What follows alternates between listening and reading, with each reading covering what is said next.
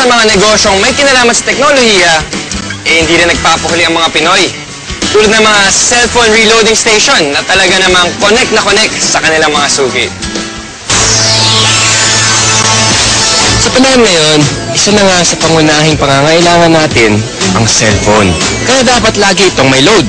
At dito nakasilip ng pagkakataon ang iba nating mga kababayan para kumita. Ang V-Mobile, nakaisip ng paraan kung paanong sa pamamagitan lang ng isang telepono at isang SIM card, maaari nang makapagbenta ng load ng kahit anong network. Ano yan?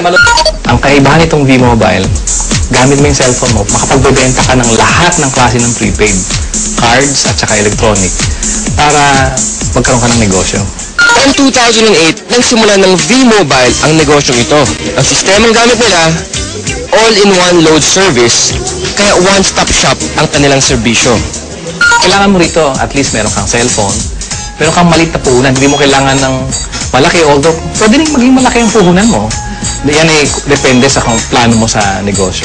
Kung gumagamit ka ng internet, napakasimple lang gagawin mo. Punta ka sa aming www.loadextreme.ph. Tapos pag nakita mo na itong website nito, diba, yung online loading, kiklik mo, lalabas dyan yung aming dialog box. I-enter mo yung account mo, papasok mo. So, in this case, pipiliin ko na lang, papasok ko yung aking sekretong PIK. Tapos mamimili ako ng produkto. Tapos, lalagay ko yung cellphone number. Kiklik mo ngayon yung send load. Pag okay natin, yun na. Pero paano ka nga ba kikita sa negosyong ito? Halimbawa, may magpapaload sa iyo ng 100 pesos. Ang mababawas sa load wallet mo ay 90 pesos lang. Ibig sabihin, may 10 piso kang kita sa bawat 100 na i-reload mo sa iyong customer. Kung kumikita ka ng 100 pesos kada araw sa pagre-reload, sa loob ng isang buwan, may kita kang 3,000 piso.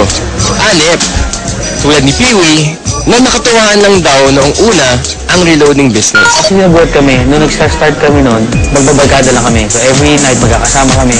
Nakakatuwa. Nung 5 lang kami nagsimula, 5 members na kami. Kapatid ko, mga barkada ko. Tapos yung nagulat ako, yung 5 tao nagsimula niya. Ngayon, ano na kami? Almost 100,000. So actually, nag-vlog pa siya ng 100,000 members. Ngayon, sa simpleng pagpindot-pindot lang daw niya ng cellphone, kumikita raw si Peewee ng mula 1,000 hanggang 5,000 piso kada linggo. Ano pang hinihintay niyo mga kapartner? Oras na para ang hilig niyo sa paggamit ng cellphone, pakinabangan niyo rin at maging isang maliit na negosyo.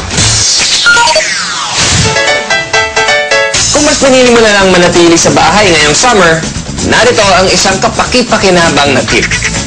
At dahil mainit ngayon, alam kong hindi nyo maiwasan na gamitin ang inyong mga aircon. Ito ang isang tip para makatipid kayo sa pagkonsumo ng kuryente. Ilagay sa timer mode ang aircon at iset sa 2 hanggang 3 oras lamang.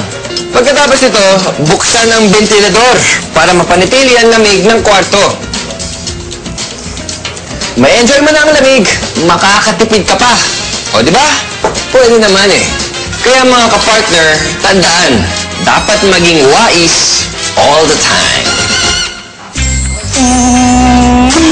Ano ba masasabi natin?